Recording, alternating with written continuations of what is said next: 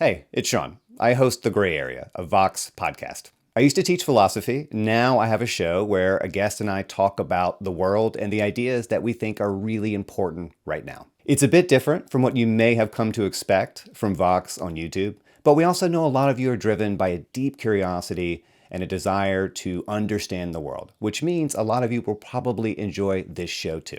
Starting today, episodes of The Gray Area will be on Vox's YouTube channel weekly. In the episode you're about to hear, I talked to the British philosopher John Gray, who I think is one of the best political thinkers of our time, about what he calls the death of liberalism. So, light stuff. But it was a fascinating conversation, and I think you'll enjoy it. Thanks. The life of man is solitary, poor, nasty, brutish, and short. Those are the words of the great and now infamous Thomas Hobbes, the 17th century English philosopher. You can find them in his 1651 book, The Leviathan, which is often considered the founding text of modern political philosophy. Hobbes's big contribution was to challenge the right of kings and religious authorities to rule. The foundation of political power, for him, was the consent of the governed. And the only reason to hand over authority to the state, or anyone else for that matter, was for the protection of the individual. If that sounds familiar, it's because it is. That's basically the political philosophy that came to dominate the Western world from the Enlightenment on. It's what we now call liberalism. But we're in an era where liberalism and democracy are being contested from within and without. And while I wouldn't say that liberalism is dead, that doesn't quite make sense. I would say that it's wobbly. What should we make of that? Is the liberal experiment coming to an end? And if it is, what does that mean for our political future? I'm Sean Illing, and this is The Gray Area.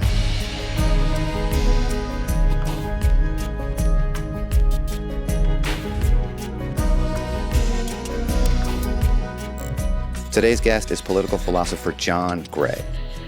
We spoke before last year's elections, and lately I have found myself returning to that conversation over and over again.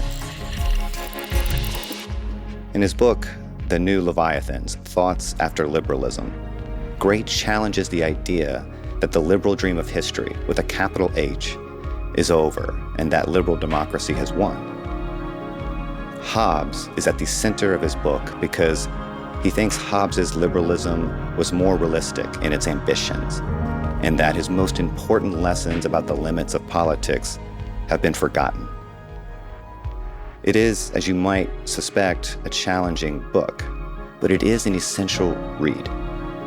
And I invited Gray onto the show to talk about what he thinks has gone wrong, and more importantly, where he thinks we're headed. John Gray, welcome to The Gray Area. Thank you very much, Sean. What's interesting about this new book is that you're not even bothering to announce the death of liberalism, like Nietzsche's madman screaming about God in the town square. You're saying liberalism has already passed and most of us don't quite know it yet. Is that right? Yes, I think there are many visible signs that anything like a liberal order or a liberal civilization has passed. In the last 30 years, shall we say, since 1990, 30-odd years, there's been an enormous, after that moment in which it seemed that liberal democracy was going to become universal or nearly universal, following the collapse of communism, what in fact happened was that the transition from communism to liberal democracy did not occur in Russia. It has not occurred in China. The wars that were fought, so-called wars of choice by the United States and its followers, including Britain, in Afghanistan, Iraq, Syria to some degree, and Libya, were all failures. None of those countries became democratic or anything near it, and in fact, they only damaged those countries. in profound ways and damaged the United States, and particularly the United States and Britain in various ways. And so I think if you just look at geopolitical trends, you can see that the so-called liberal West, if something like that ever fully existed, is in steep retreat. And in Western societies themselves, what were taken for granted, even within my lifetime, and perhaps yours, Sean, as fully accepted liberal freedoms of speech and inquiry and expression and so forth, have been curtailed, not by a dictatorial state, interestingly, as in the former Soviet Union or today in Xi's China, but actually by civil institutions themselves. It's been universities and museums and publishers and media organizations that have charities and cultural institutions and so on of various kinds that have imposed various kinds of limits on themselves, such that they police the expression of their members, and those who deviate from a prevailing progressive orthodoxy are in various ways cancelled or excluded. That's quite new, but it's rather widespread now and pervasive. And although, of course, it's true that there are enclaves of free expression, enclaves or niches like the one we're enjoying now, we're not in the position that people are in Xi's China or Putin's Russia. We can still communicate relatively freely. There are large areas of life, including the institutions I mentioned earlier, which used to be, let's say, governed by liberal norms, and aren't any longer. So I think it makes sense, just as an empirical observation, to say that liberal civilization that existed and could be described as a liberal civilization, with all its faults and flaws, doesn't exist any longer. Of course, you might say liberalism as a theory continues to exist, but then so does medieval political theory or early modern political theory. It just doesn't describe the world anymore. Well, let's not get too far ahead of ourselves here, because the term liberalism is one of those big, unwieldy terms that means a million different things to a million different people. What do you mean by liberalism, just so it's clear what we're diagnosing the death of here? The core of liberalism as a philosophy is the idea that no one has a natural right to rule, and that all rulers, all regimes, all states serve those whom they govern. So that this is a view which differs from Plato. Plato thought that philosophers had the best authority to rule because they could better than other people perceive truths beyond the shadows of the empirical world. In Hobbes's day, many people believed that kings had divine right to rule. And later on, we've had philosophies which have developed according to which it's the most virtuous people who should rule. And I think actually the hyper-liberal, or what is now sometimes called the woke movement, has something of that in it, which is that they imagine that they represent virtue better than, and progressiveness better than others. And therefore they have a right at least to shape society according to their vision. But a liberal, and in this sense, Hobbes is a liberal, and I'm still a liberal in this sense, actually, is one who thinks that any sovereign, any ruler depends for their authority on protecting the well-being of the ruled. And in liberal theory, liberal philosophy, normally individuals. And when it doesn't do that, then any obligation to obey is dissolved. And Hobbes says explicitly, even the book is partly about Thomas Hobbes, of course, as you know, the 17th century political philosopher who wrote the book Leviathan. That's why it's called New Leviathans. Hobbes said that when the sovereign, which could be a king or a Republican assembly or a parliament or whatever, but when the sovereign fails to protect the individual from violence for other human beings, when the sovereign fails to provide security, all obligations are dissolved and the individual can leave or kill the sovereign. So there is a fundamental equality between the ruler and the ruled. And I think that's the core of liberalism. And that, in that sense, I say Hobbes is still a liberal, and so am I. But it had many, many different meanings later were attached to it about rights and progressiveness and so on, which I don't subscribe to, and neither did Hobbes. You actually call Hobbes the first and last great liberal philosopher, which might surprise more than a few political philosopher types. Why is that? Why is he the first and the last great liberal philosopher for you? Well, it shouldn't surprise them. If they knew a bit more than they normally do about the history of political ideas, they would know that the best 20th century scholars of Hobbes all regarded him as a liberal. So Michael Oakeshott, the British conservative philosopher, the Canadian Marxist philosopher, C.B. Macpherson, and Leo Strauss, the American conservative philosopher, they all regarded Hobbes as a liberal. And so it's only philosophers who don't read history of ideas and of philosophy, which is the majority, I'm afraid. It's only those who are surprised by it. So they shouldn't be. But I think the sense in which he is exactly the sense which I just mentioned earlier, which is that he doesn't accept any. The most virtuous don't have the right to rule. The cleverest or the most intelligent don't have the right to rule.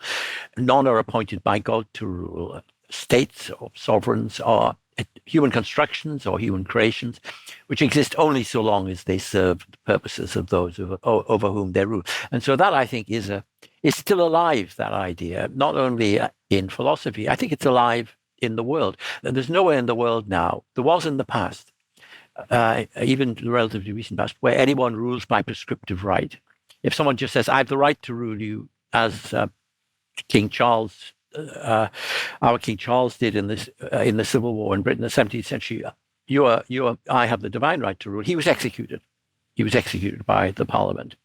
So that liberal idea, I think, is still quite strong in the world, but it's quite different from lots of other liberal ideas about progress and humanity and rights and so on.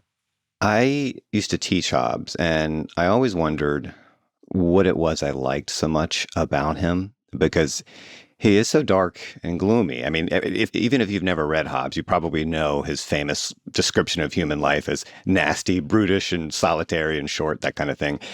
And I think what appeals to me in his thought is the tragic dimension. Anarchy for him was never something we transcend. It was something we stave off, but it remained a permanent possibility. That awful state of nature that he worried about was always lurking just beneath civilization. Do you think modern liberalism went awry when it lost sight of this and maybe drifted away from Hobbes's very limited view of the purpose of the state, which is just, to keep us from eating each other, basically? I think liberalism over time turned into something different. I mean, one has to say that, although historically, and in terms of the history of ideas, Hobbes is definitely a liberal. Most people who called themselves liberals subsequently in the 19th and 20th and 21st centuries wouldn't regard Hobbes and don't regard Hobbes as a liberal, because although he has this feature that sovereigns or states serve the individuals over whom they rule, he doesn't think that what the state or the sovereign can do to provide security can be limited or should be limited by rights or some other principles. He doesn't think that. And that's a sort of difficulty that many people find in thinking about Hobbes, which is that although he thinks the state has a very limited purpose, it can do anything that it judges, the sovereign judges, that will achieve that purpose. So, for example, the state in Hobbes has no obligation to respect freedom of speech. If freedom of speech harms social peace and political order, it can intervene. Hobbes even says that the sovereign can define the words used in the Bible to kind of define what those words mean, as probably when you taught him, you noticed this, so that society can avoid the religious wars that had been raging in Europe in his time and around his time over what the Bible meant. Peace determines everything. So there's no right to free speech. There's no right to demonstrate. None of these rights can restrain the state. On the other hand, and here is different from modern liberals, the state can't intervene in society, can't curb human beings in order to achieve some idea of social justice or progress or a higher type of humanity, a more civilized or superior or ethically superior type. Can't do that either. Shouldn't promote virtue. It's indifferent to those matters. So it's a very unfamiliar type of liberalism. But I share your view. I'm not sure it's tragic. I would just say it's a reality. Hobbes thought it was a reality that at any time, order in society can break down anywhere. if certain, and it can happen quite quickly. In other words, order is fragile in human life. The default condition of human life is not harmony. I guess that's where he differs from many liberals. They've assumed that basically human beings want to cooperate. That's what they try and do. And if they're thwarted, it's by tyranny or reaction or evil demagogues or some sort of evil force which prevents them. Hobbes doesn't assume that. He thinks the default condition of humanity is conflict, and that therefore one can fall into brutal and terrible and civilization forms of that conflict at any time. And I would say that, the history of the 20th century exhibited that in many ways, and the main destroyers, I guess, of human life and peace, and the main agencies that inflict violence then were states. But in the 21st century, they're not necessarily states. They can be terrorist organizations or criminal gangs. And so anarchy has emerged now, I think, in the 21st century, as at least as much of a threat to human security and human freedom as totalitarian and tyrannical states were in the 20th century. And that's, I think, a relatively new development in recent times. And it's one which I think makes Hobbes more topical, if you like. I mean, when it was states that were committing vast crimes, his argument that the state should be unfettered in its pursuit of peace was kind of seemed weak, because states weren't pursuing peace. They were pursuing other goals, and they were killing countless or tens of millions of human beings. Now, it's more often the case that states are collapse or are destroyed, and sometimes they're destroyed, as they were in Iraq and Afghanistan and in Libya, for example, by the attempt to bring in a better kind of state. And so I think one big error of contemporary liberalism, which has actually affected policies in America and elsewhere, has been the idea that nothing is worse than tyranny, whereas Hobbes's insight, his relatively simple insight, but it's rather profound one, is that anarchy can be worse than tyranny. And what's also true is that once you're in an anarchical condition, once the state is broken down, once you're in a failed state, it's very difficult actually to reconstruct the state. Well, in what sense has liberalism for you passed into the dustbin of history? I mean, liberalism is still very much a thing, even if the shape of it has changed, and it is very much alive, if not terribly well. So what does it mean to say that liberalism has passed away or died, or however you like to put it? Well, as I've said, there are still ideas. Yeah. I mean, you could go into a library and pull a book down, and it will describe medieval or ancient Greek and Roman political philosophy to you. In that sense, these ideas are alive. But in the actual world, the actual human world, liberal regimes or liberal societies or a liberal civilization, I think, is in the past. So, let me give you a kind of rather obvious example, since we're talking partly in an American context. 30 years ago, I wrote that I thought that what would happen, I quote myself perhaps rather vainly in this new book of mine, I wrote that what I expected to happen in the United States was that as more and more freedoms and activities became covered by rights, by legal rights, and when some of those rights did not reflect a moral consensus in society, but there were rights to do things that were morally conflicted in society, like abortion. I'm pro-abortion, pro-choice, but that's irrelevant here. I thought that what would eventually happen would be that the judicial institutions, up to and including the Supreme Court, would be politicized. They'd become objects of political capture. Now, when I said that 30-odd years ago, people like Dworkin, whom I knew, and in Oxford and others were incredulous, because for them it was natural. It was some kind of settled fact of life that the majority of judges had become liberal and would stay liberal. I never thought that for a moment. I thought that a different dynamic would take place, that the more rights discourse and the practice of rights was extended to morally disputable and conflicted areas, the judicial institutions would be politicized and taken over. And so that, I think, is a feature of, if you think of a liberal regime or a liberal society, one of which there are judicial institutions that are not politically contested, that aren't part of the political arena, then that's passed away, that's gone. And so I think also has the area of private life, of life in which what you say to friends or work colleagues or is not sort of judiciable, it's not actionable, that's much smaller than it used to be, certainly in Britain, which I know well, and I'm pretty sure it is in America too, in that what used to be a private conversation can be cited against you because it deviates it from some progressive norms. So the defining features of liberalism, not as a philosophy that exists in libraries, but as a practicing set of institutions and norms, has at least become weaker. And I would say it's pretty well gone now. And I don't expect it to come back.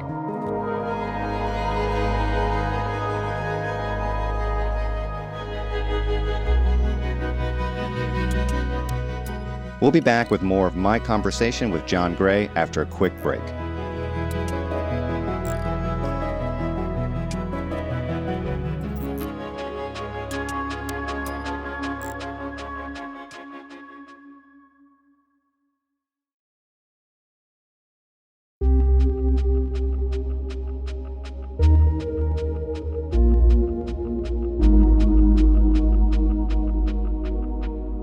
As you know, Nietzsche thought that liberalism was rooted in these Christian ideas about human equality and the value of the human person, but modern liberals rejected the religious roots of these values while still attempting to preserve them on secular grounds. And that was a move he thought was destined to fail. And you seem to think that Hobbesian liberalism was intended to be a kind of political atheism, but it eventually shape-shifted into something like a political religion, only it didn't recognize itself as such. Is that sort of the core problem here, or one of them? One of the core problems. I mean, I think I talk at some length in the book when I discuss the way in John Stuart Mill, who I think for many liberals is still a canonical liberal, or even the canonical liberal. But he explicitly, undeniably and overtly adopted the view that from Auguste Comte, from the French positive thinker, who was an anti-liberal actually, but anyway, he adopted from Comte the idea of a religion of humanity, which he said should replace all the existing religions and would be better than any of the existing religions. He explicitly took that from Comte and cited and said that and wrote that in several places. So I think it was probably in Mill, at least in Britain, that liberalism became itself a kind of religion. But of course, there are still many respects in which it secularized monotheistic assumptions or values or premises. So I think it is undoubtedly the case historically that liberalism was a set of footnotes to particularly the liberalism that later emerged as a kind of religion in its own right, to monotheism, to Christian and Jewish monotheism, and as a competitor to it. And basically, liberals, conventional liberals, 90% of liberals are adamantly resistant to this view. They adamantly insist that their views at no point depend on anything in theism, but they would say it's a kind of genetic fallacy to think that just because something may have come from theism, it depends on that. But it's actually, I think, quite difficult. It has become more difficult for me to identify what I am. And it's not just because the fault lines around me are so scrambled. I think on some level it's because, and maybe I'm projecting a little bit onto Hobbes, I have a pretty tragic view of political life. And because of that, I have a fairly modest understanding of the goal of politics, which is to navigate this tension between order and chaos with the understanding that nothing is permanent, everything is contingent, and history has no ultimate direction. I mean, in so many ways, this was the political lesson of the 20th century. And after a handful of decades of liberal triumphalism, which is barely a blink in historical time, by the way, people seem to have forgotten this. And this is probably where you and I are maybe most aligned. But you don't think the belief in progress is a complete delusion, right? I mean, the world has indeed gotten much, much better. It's just that progress isn't fixed, and it's dangerous to believe otherwise. Well, I don't know. It's, what I say in the book is that progress meant in those who believed in it. It didn't mean that things would get better for a while and then get worse. I guess it meant two things, both of which are false. One is that progress was cumulative in the sense that what was achieved in one generation could be carried on in the next generation. That's what meliorism was. Meliorism as a philosophy isn't just the idea, the belief, which is some societies or some parts of history, some are better than others. I think everybody would accept that, whatever their values are, actually. But it was the belief that the human lot could be cumulatively improved.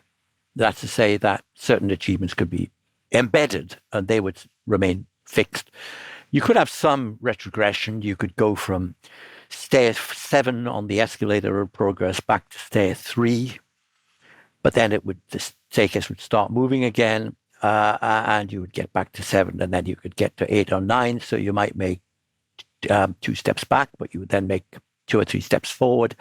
That was meliorism, and I think that's clearly false. You might be tempted to think that it was true if you thought of only the last 300 years, but if you look at the larger, there was no apocalyptic revelation 300 years ago, some apocalyptic change in human events. Human beings remain what they were before that in ancient Greece and ancient China and elsewhere, and then medieval times. They remain basically, I think, still what they were in their natures and appetites and so on. And so meliorism in that sense is false. And well, one thing that seems obvious enough at this moment is that liberal societies are experiencing a lot of internal disruption. I mean, maybe the only thing that really unites the far right and the far left is their contempt for the society that produced them. And you say something in the book that I think cuts right to the core of this. And I just want to read it to you and ask you what you mean by that. You say, in its current and final phase, the liberal West is possessed by an idea of freedom. What does it mean to be possessed by an idea of freedom?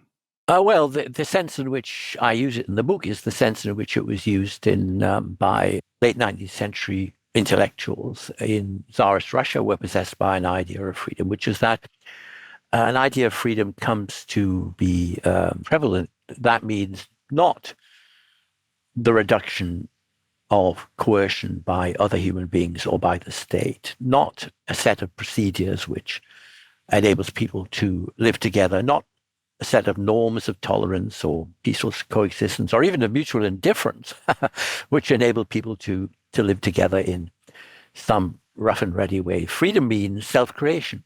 Freedom means creating yourself as the person you want to be. And that idea, I think, is definitely not in Hobbes. It's not even in Locke or other liberals, but it is in Mill. It is in the chapter of Mill's Essay on Liberty where he talks about individuality, where he says that anyone who inherits their way of living or what we would now call their identity from the society, from conventions, from traditions, from history, lacks individuality. Individuality means being the author of your own life, changing it, fashioning it as if it was a work of art so that it fits something unique and authentic about yourself.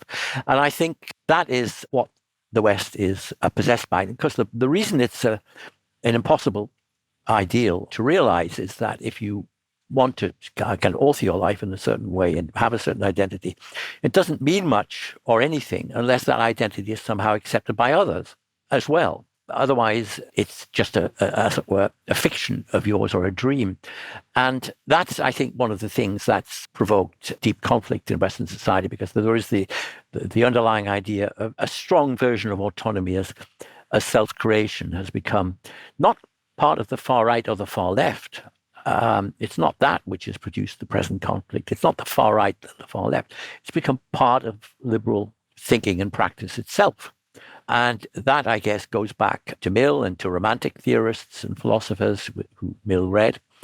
It's an element in the liberal tradition that wasn't very strong or perhaps present at all there, but it's very, very strong now. So I guess that's what I mean by being possessed by an idea of freedom, that unless you can be what you want to be, and unless you can actually somehow have that validated by others, you're not free. Well, that's not really possible. And I think the more traditional liberal idea of toleration, which is that you don't have to be fully validated by other people, and they don't have to be fully validated by you. You can rub along as the different miscellaneous personalities and contingent human beings that you are.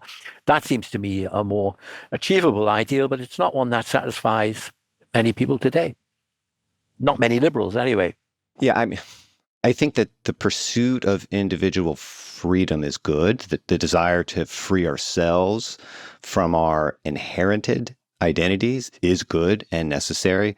But we do seem to run into a ditch if we pursue it too far, because the pursuit, as I think you're saying, the pursuit of self-definition doesn't end with the self, because no one can be wholly self-defined. So it becomes a political contest for recognition. And I don't think liberal politics are equipped to handle that very well or for very long. Well, I agree with that, and especially if it becomes a matter of rights, because then, of course, you have a perpetual conflict between the rights of rival groups, basically. If these identities, especially if they're framed in ways which are antagonistic or polarized, it's a recipe for unending conflict.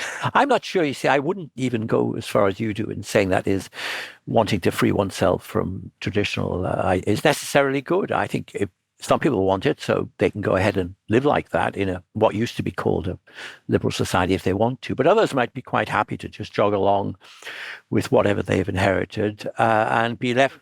I think people should have the choice, is what I was saying. I don't mean imposing that. No, not imposing, but you think I don't think it's even better. I don't think one is better than the other. I think they're just preferences, actually. And so I would never say, as Mill does, Mill constantly says, people who accept the definition of their inherited identities are, he doesn't use the word inferior, but he implies all the way throughout that they're inferior.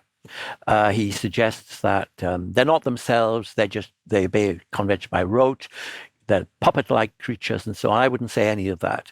There may be those, who want to construct themselves, turn themselves into works of art, if you like. They can go ahead and try. But quite a lot of people, at least in the past, didn't want to do that. And I think there are still quite a lot of people who don't want to do that now. And they should have as much freedom and as much respect. It's an important point, I would say, as these others. The key point, I guess, of the book is that the problems of liberal society, or the fact that it's passed away, as I claim, isn't something that's happened, as many conservatives or leftists or others say, because liberalism has been sidelined by Marxism or postmodernism or some other philosophy, or that it's the problems of liberalism of liberal societies come from within liberal societies, themselves. And they are all problems, if you like, that liberalism has proved, the problems it's generated, the contradictions it's generated, have proved to be ones that it's not very good at resolving. This contemporary obsession with self-expression and self-creation and status and that sort of thing, do you see that as symptomatic of some deep failure of liberal politics, that this was bound to happen because liberal politics did not and cannot satisfy this kind of need? No, that's a kind of Hegelian view, or a Fukuyama-like view, which says that what people want is recognition, and that liberal societies haven't been able to, et cetera, et cetera. I think that the main challenges to liberal societies now actually are quite different, which is that the economic model of liberal society, which was adopted after the collapse of communism, after the Cold War, has left large parts of society behind, not just minorities. There have been working class communities in Britain and America and parts of Europe, which have just been more or less abandoned. And but also large parts of what used to be called the middle classes have not seen their incomes or their standards of living improve much or at all in the last 30 years, while the societies as a whole have gotten considerably better. So I think the economic model, actually, of Western liberal societies, the dominant one after the Cold War. During the Cold War, we tend to forget now, though it's within my lifetime, we tend to forget that after the Second World War, there was a model of social democracy in which the state intervened in many different ways to smooth out the hard edges of market capitalism and constrained it. I think the abandonment of that model after the end of the Cold War has led to deep-seated contradictions, but maybe they're not what you're referring to. They are, certainly in part. I'm glad you said that, because one of the things that irks me about a lot of right-wing types who like to rail against identity politics, or wokeism, a term I really hate to use because it has been stretched to the point of meaninglessness in our discourse, at least. There is this whole materialist history to be told about the failures of liberal capitalism, and those failures have produced a lot of our political pathologies. And a lot of people on the right don't want to hear about that. And I think that's a huge mistake. I agree with you. And in fact, I say in the book, it's a very simple point, but very hard for many liberals, right-wing liberals in particular, to understand. I say that what these people call populism is the political blowback against the social disruption produced by their own policies, which they don't understand or deny. That's what populism is.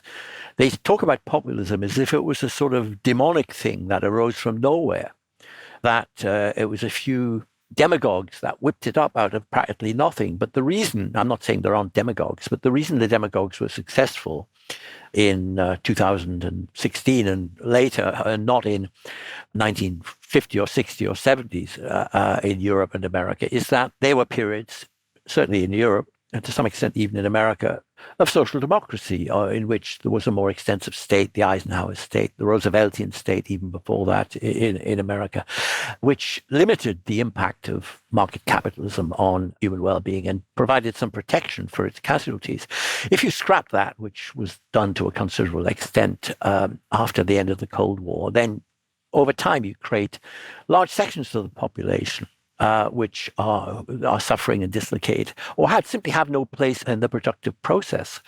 And you've got to expect some sort of kickback. So that's what liberals call populism. They call populism the political movements around them that they have caused, which they don't understand. That's what populism is, basically.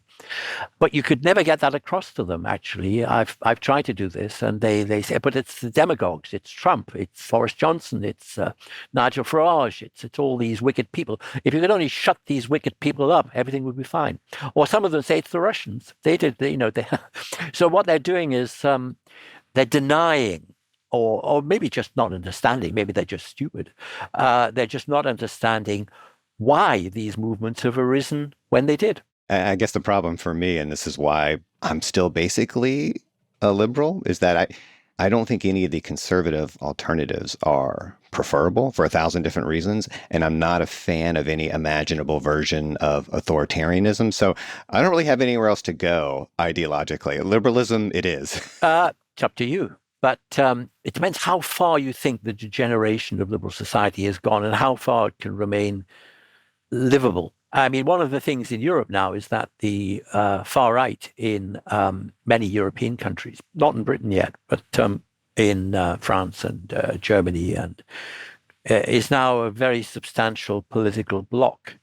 In other words, there isn't a flawed liberal society around us, uncontested, which can carry on pretty well whatever happens. There are powerful movements, not exactly like in the 30s, but there are powerful far-right movements, and in some countries also far-left movements, which are challenging it. So the liberal position might be a kind of luxury of history that is now passing away.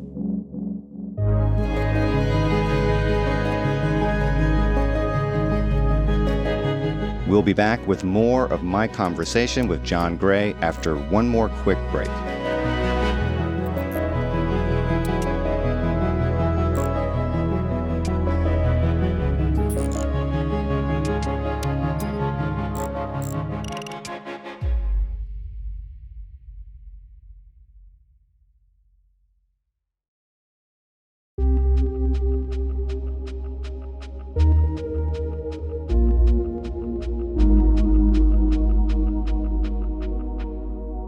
I sometimes wonder how long America can continue to exist with the level of fragmentation and internal confusion that we have. And the same is true of much of Europe. How easy is it for you to imagine a political future where America and Europe cease to exist in any recognizable form? Well, Europe doesn't exist in any recognizable form. There isn't a European superstate, and there isn't going to be. What there are a variety of nation states with internal problems of various kinds. And I think that will basically continue. They might shift into becoming a kind of, what's been happening in the last few years is that they're shifting into becoming almost a hard right bloc.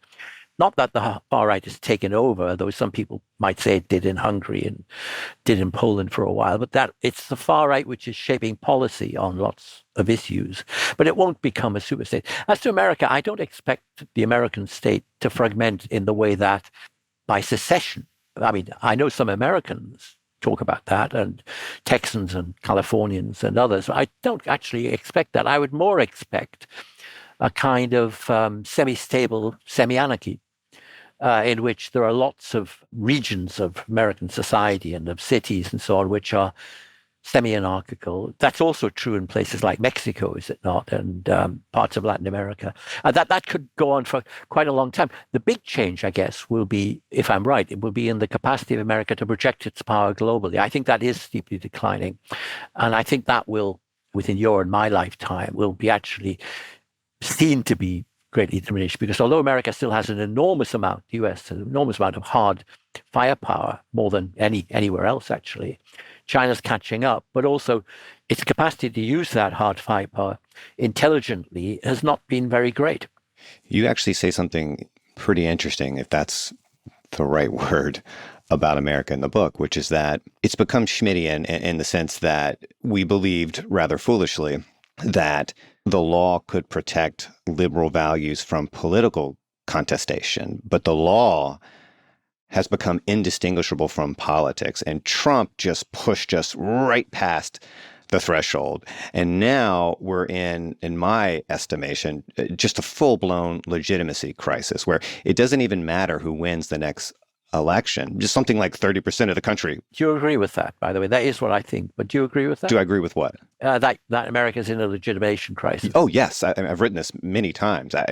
It doesn't matter who wins the next election. Something like 30% of the country will consider it illegitimate. That's not liberal politics, John. That's something much closer to war, really. Well, it's what Schmitt thought politics was. Friends and enemies. And I think the achievement of liberalism in the various countries, or liberals, it was to replace the war by something else, or at least attenuate the war. I mean, this was true, by the way, even in my time. Let me give you an autobiographical example. During the Thatcherite period, when I was an active Thatcherite, I remained on terms of close friendship with leading members, both theoretical members and even politicians in the Labour Party.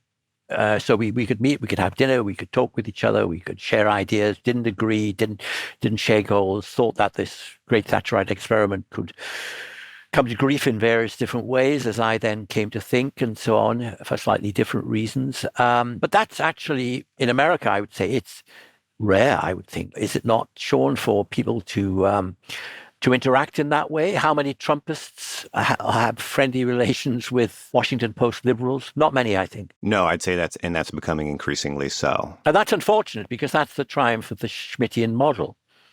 It's the triumph of friend-enemy relations. And once you've gotten to friend-enemy relations, I think you're in deep trouble, at least from a liberal standpoint. It's very hard to get back from that situation, because both sides want to win. And that means it's a sort of downward spiral. Very hard to, I don't say impossible, something could happen that we haven't thought of, but it's very difficult to get at. So I agree completely with you. And it's one of the things I constantly say, which is that in one sense, it's very important who wins the American election next year, because if it's Trump, the changes will be huge and quick, I believe.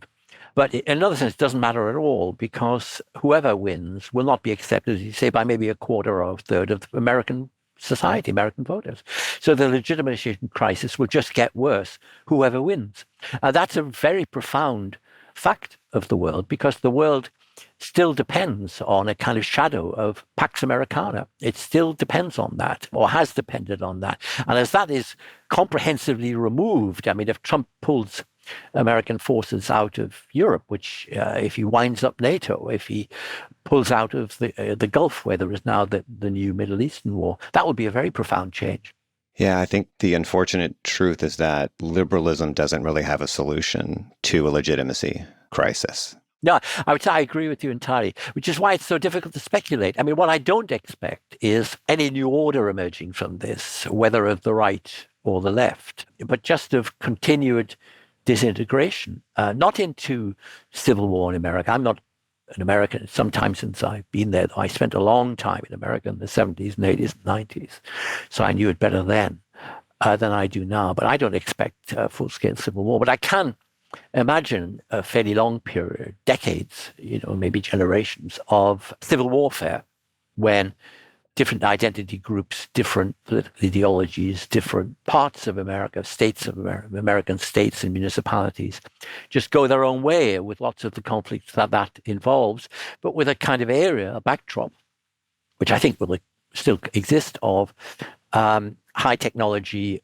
an oligarchy which preserves its own position one way or another, and the rest of the society is doing as best it can. I mean, large parts of it abandoned. That's what I sort of expect, a kind of hybrid like that could go on for an awfully long time. I don't think America faces the internal pressures that, say, Russia does, because Russia has powerful ethnic divisions within minorities, and the state apparatus in Russia, although more ruthless and more violent domestically, is much more corroded and much more corrupt. So I think there is a real possibility that Russia could actually break up. Whereas I don't actually, you may be more optimistic or less hyperbolic, if you like, than I am. I don't see that as likely in America. I think just continuing decay is a much more likely prospect. Yeah, I would agree with that. I have no idea what's going to happen. I take some solace in the fact that, at least in America, we've survived much, much worse in our past. And, we may just lumber along in this interregnum for a very, very long time. It may be a very long interregnum. It might be. And look, maybe we need a new order. My fear has always been the road from the present order to the next one is historically a rather bumpy one, and one probably none of us want to take. And I'd prefer to fix the world we have before we tear it down. But I don't know. Again, I'm not in the prophecy business, so I don't know what's going to happen. I mean, I've been talking about this idea of politics as tragedy for the last few years, and what some liberals and others say is they say, well, we want to get to a world where tragedy is diminished, or very few of them say now where there is no tragedy. Though some of them say we want to get to a world, some of them have said, in which the only tragedies are failed love affairs or familial disputes and so on. We'll never get to a world like that, I'm sure. But what I think the danger of trying to eliminate tragedy is that in politics is that in order to survive in any political system and to gain the power and retain the power and exercise the power you would need to get to a society in which tragedy is supposedly diminished or mitigated or abolished, you have to enter into tragic choices which replicate the tragedy you're trying to get rid of, trying to transcend. So, for example,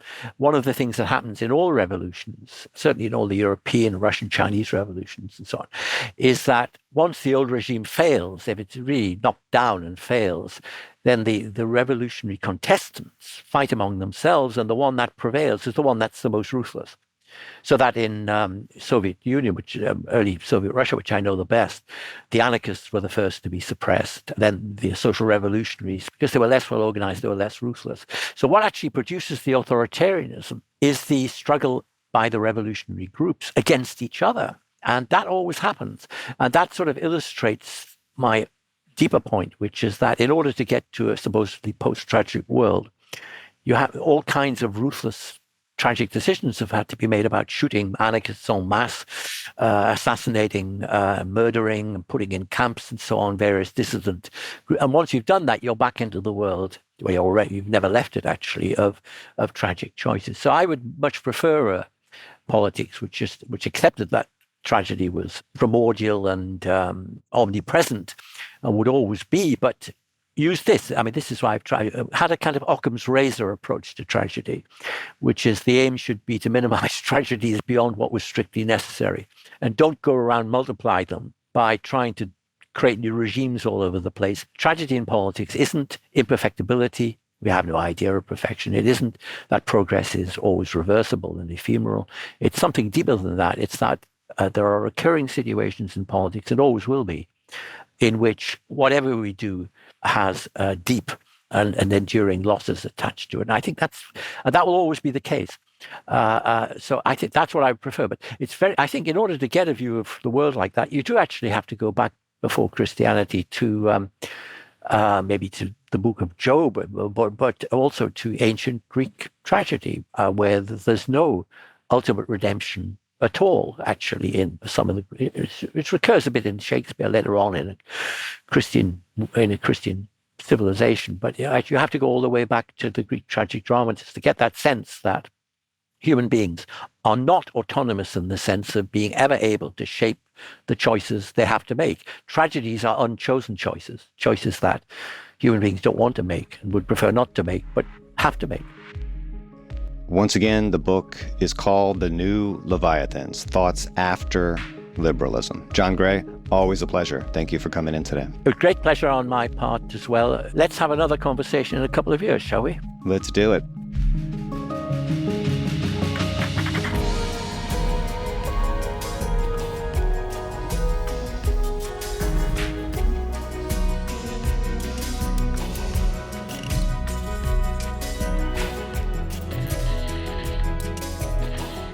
Patrick Boyd engineered this episode.